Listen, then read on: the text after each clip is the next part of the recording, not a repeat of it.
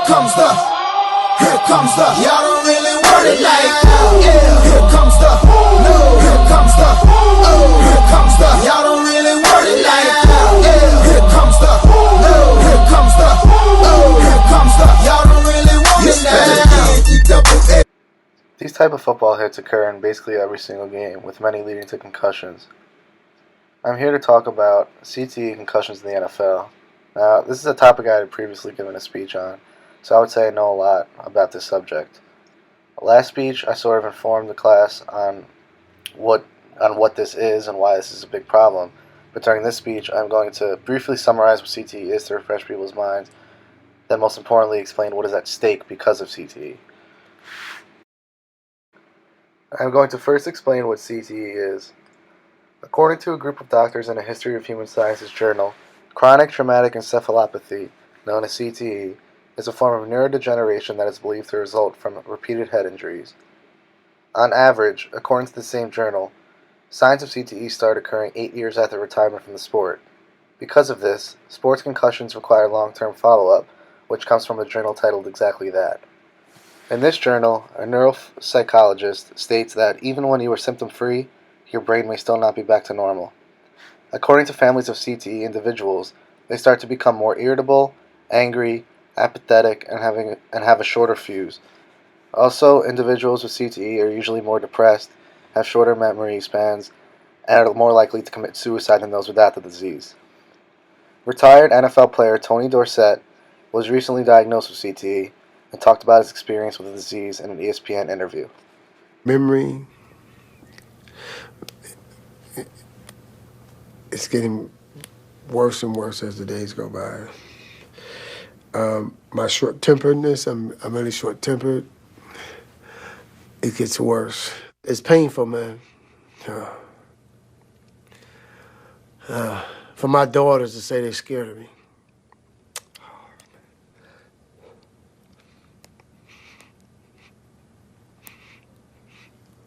Now that I've explained what CTE is and its harmful side effects, I'm not going to try to explain what is at stake. Recently, in a big step forward, according to ESPN, the NFL's top health and safety officer, Jeff Miller, acknowledged that there is a link between football-related head trauma and CTE.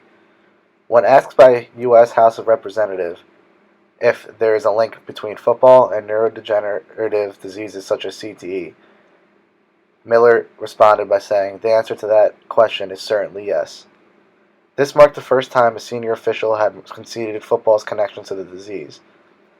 A few days later, however, according to ESPN, Jerry Jones, the owner of the Dallas Cowboys and an ambassador for the NFL, said that it is absurd to make that link and that more data is needed. This is coming from a man that signed Greg Hardy after he had beaten up and had his girlfriend at gunpoint. Jones later deemed Hardy as one of the team's leaders and a great teammate. This shows that while the NFL has taken a few steps forward, it is still mostly in denial when it comes to CTE and its connection to football. The NFL concussion policy and their enforcement of it is a huge factor in the increasing number of concussions. The NFL website states the following under its concussion protocol. Quote, "A player feeling normal one day after the game might pass cognitive testing Tuesday and begin a light exercise program, intensifying their exercise routine Wednesday, participate in non-contact aspects of practice on Thursday, and return to full practice Friday. But if a player has a history of concussions or isn't progressing as quickly as planned, the process moves accordingly. After the team doctor signs off, the player is sent to an unaffiliated concussion expert physician, approved by both the NFL and the NFL Players Association."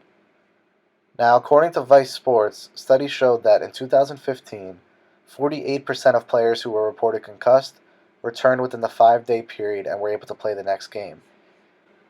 The question that needs to be asked here is if these players were rushed back. We'll probably never know, but it's definitely in the team's and the league's interest if these players are on the field rather than on the sidelines.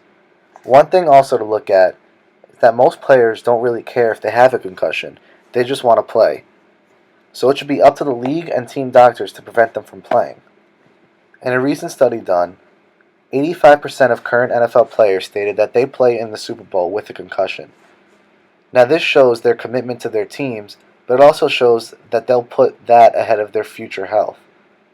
So it should be up to the team's doctors and the league to prevent them from playing. The key when it comes to all this is that nobody really knows how long someone with a concussion should sit out. These players could have concussion histories that go as far back as high school. For example, there was a study done by a Journal of Neurotrauma on high school football players. The study concluded that about half of the players studied either had concussions at one point and or experienced neurocognitive deficit over the course of the year. So, in general, there's still so much that we in the NFL don't know regarding this topic. But at the end of the day, how much does the NFL want to know? The question, when it comes to this whole CTE in the NFL, is how motivated the NFL is to find out all the medical information regarding CTE and its connections with football. Are they more worried about the money in their pockets or the human beings' lives that are at stake when it comes to this disease? That is really what is at stake here. DJ. Now, baby, I've been thinking lately. You the depictions of the pictures that I've been painting. Say you a cutie, baby, your beauty is amazing. I wanna say something to you, but don't wanna be basic. Thinking, should I say hi or should I let it go? Connecting through the eye, but we've been here before. Girl, till we even try, baby, should I let you know?